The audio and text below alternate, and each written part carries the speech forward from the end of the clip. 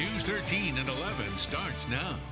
Good evening. I'm Chief Meteorologist Frank Johnson here with Amanda Hawley, and we are tracking Hurricane Irma as it moves away from Cuba and toward Florida. That's right. It's been holding its Category 3 strength throughout the day today, but it looks like we could see it holding that Category 3 strength as it heads towards the overnight hours. Current positions right now, 120-mile-per-hour winds. It's moving off to the northwest slowly at 6 miles per hour. And it is expected to continue off to the north. It looks like we saw that northerly turn, staying a major Category 3 storm as it brushes the west coast of Florida, weakening as it makes its way into the Panhandle. And millions of people across Florida are bracing for the impacts of Hurricane Irma. And more than 6 million people have been ordered to evacuate ahead of the storm. That's where we find CBS's Kenneth Craig, who has the latest from Florida. Good evening to you from Miami-Dade County, where conditions are only getting worse. The rain has been on and off, but it's picked up, and so has the wind. As Hurricane Irma inches closer to Florida, the storm is spinning up funnel clouds and threatening tornadoes. Bands of rain arrived Saturday, and the winds have already picked up. Irma is expected to hit the Florida Keys, then move up the state's west coast. Storm surge is a growing concern. I mean, if you stop and think about it, my hometown, Naples, 15 feet above ground level. How do you survive that? The state told more than 6 million residents to evacuate, and more than 75,000 have found their way into shelters, quickly filling to capacity. We'll all get through this together. I'm here as well. I was displaced as well, so I'm right here with you. This is a look inside the 8,400-seat hockey arena between Naples and Fort Myers, and more keep arriving. We decided safety is better than insanity. With the storm tracking west, some are saying Miami dodged a bullet, but hurricane-force winds are on the way, and forecasters say the city will still take a hit. Across the state, residents who haven't gotten out are hunkering down. That's the mattress in case we come in at night. Al and Carol Rodriguez will ride out the storm at their home in Naples. By the time we decided that it was bad enough to get out, everything was sold out. And the streets are emptying out. Curfews are already in effect in several South Florida cities as Irma gets closer to landfall. And despite this new storm track, Miami could still see a pretty significant storm surge up to 10 feet in some coastal areas. I'm Kenneth Craig reporting live in Miami-Dade County. Send it back to you. And as you know, the hurricane has cooperated some so far and has gone to the west some, which is relieving some of the tension here. South Carolina Governor Henry McMaster held a press conference this afternoon on Irma. The Emergency Management Department meteorologist spoke about which areas of the state are under a tropical storm watch, hurricane watch, and which areas could see effects from storm surge. Hurricane Irma is still a Category 3 hurricane with winds of about 125 miles per hour. The National Hurricane Center has issued a tropical storm watch from South Santee River to north of Esteves Beach.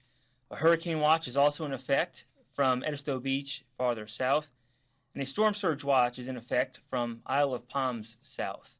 Both South Carolina and North Carolina officials say they are continuing to take preparations for the storm seriously and are tracking the forecast closely.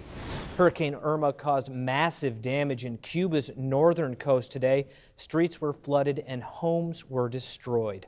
Irma has killed at least 22 people in the Caribbean. Irma is said to be one of the top 5 most powerful hurricanes in the past 85 years.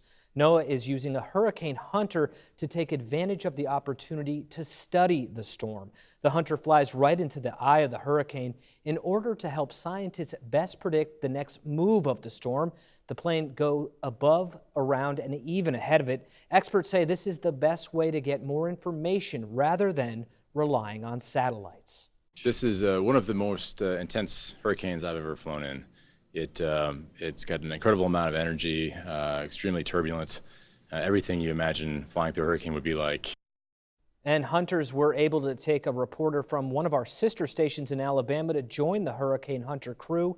J.B. Buno was able to travel with the hurricane hunters into the eye of Hurricane Irma this morning. And as J.B. explains, a surprise happened mid-flight that could have been dangerous. Upon returning from our hurricane hunter flight right into the heart of Hurricane Irma, pilots making a startling discovery in their routine inspection. You got to check this out. Take a look here at this damage to the nose of the aircraft. This is no ordinary damage, folks.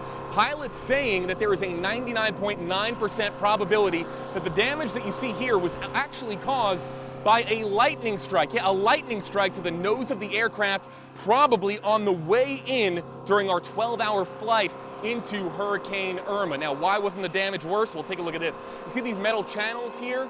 They run all the way straight to the hull of the aircraft, and engineers tell me that this is the reason that there wasn't a massive hole blown into the front of this plane. The lightning strike, the electricity channeled down these metal channels and into the hull of the aircraft, where it was absorbed really without any effect. So fortunately, all crew, all civilians, including us on this flight, all okay. But really wild to think that a lightning strike happened mid-flight during Hurricane Irma. Not powerful enough, though, to take out this Super Hercules aircraft.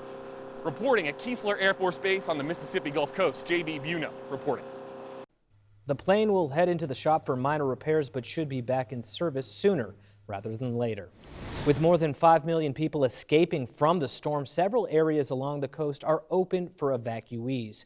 This includes the Charlotte Motor Speedway. The campgrounds opened yesterday morning and will stay open for as long as possible. Evacuees will have access to a bathhouse facility on the property. If you would like to help victims of Hurricane Irma and Hurricane Harvey, you can stop by Myrtle Beach Games in Socastee. The store on Socastee Boulevard is teaming up with the Beaver Bar in Murrells Inlet to help. Myrtle Beach Games is collecting non-perishable food, water, and personal hygiene items. The Beaver Bar will then send them to storm survivors. Volunteers say seeing the impact of the storm hits close to home. Well, last year when Matthew hit, a lot of people reached out and helped us, so it's only fair that we help the people back out. Just fortunate to be in a position where we can help people. Myrtle Beach Games will be open until midnight tonight, so you still have time to stop by and donate. Georgetown County School officials announced that there will be no school Monday and Tuesday for students and staff. On Tuesday, employees are to report to work on a 2-hour delay. Classes will resume on Wednesday. Horry County Schools say they expect to give an update on school schedules tomorrow afternoon by 5 o'clock. The man who was shot during a Myrtle Beach police shooting at the Mystic Sea Motel has died. According to the coroner, 31-year-old Jarvis Hayes of Greensboro, North Carolina, died yesterday from multiple trauma. It started when officers responded to a report of someone driving erratically on Ocean Boulevard. They say when they tried to pull the person over at the Mystic Sea Resort near 21st Avenue, the person hit one officer with a car. That's when police then fired their guns. Medics took the person to the hospital. As in any officer-involved shooting, the officers are on administrative duty while SLED investigates. SLED says interviews are being conducted with the responding officers as well as others. Police are investigating a crash that killed one child and injured 2 others in Darlington. The crash happened around 4 this evening at the intersection of High Hill Road and Potato House Road. A Honda was driving north on High Hill Road when the driver went through a stop sign and hit a Jeep Grand Cherokee. The driver of the Honda and another passenger were taken to the hospital, but a child also in the Honda died on scene. The child was not wearing a seatbelt. And take a look on your screen and see if you recognize this man. The Surfside Beach Police Department is asking for help finding him. He was last seen in the area of 15th Avenue South early this morning. Police did not say why they are looking for him, but if you have seen him or know who he is, you are asked to call the Surfside Beach Police Department. Rescue crews put out a fire that completely destroyed a vacant building this morning in Conway. Horry County Fire Rescue is investigating the warehouse fire that happened on Culture Road. Fire crews were able to control the fire in about an hour and a half. According to Horry Fire Rescue Captain, the building is a storage warehouse that is full of antiques. No one was injured and the fire is under investigation. And major Hurricane Irma still churning in the Florida Straits tonight. It does look like it has made that northerly turn that we've been talking about for several days now and is expected to still make landfall in southwest Florida here as a major hurricane brush the east coast in Tampa and weakening as it makes its way towards the Panhandle and up through Georgia. And even though this storm is so far away from the Myrtle Beach area, we will still see some indirect impacts that will include wind, flooding, and some isolated isolated tornadoes. Those will be on Monday, and Chief Meteorologist Frank Johnson will break down those coming up here in just a few minutes. Coming up after the break, the Miracle League opens a new ball field today. Find out where and when games will be played coming up next on News 13.